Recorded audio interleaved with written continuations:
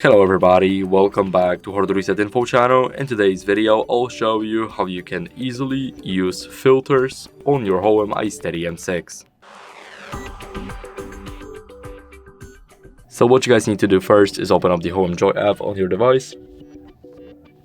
And now the next thing that you need to do is click on the camera button. Here, if you want to go to filters, simply click here.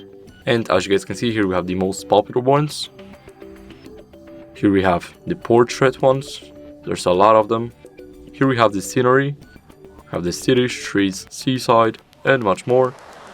Here we also have the food, barbecue, chewy, fresh, and much more. And last but not least, we have the night one. So let me try and use, let's say, Teal Orange. And as you guys can see, we can also change it here. The difference is very much visible. It goes from white to orange, and that's it. Thank you guys for watching. Make sure to leave a like, subscribe, and see you next time. Bye.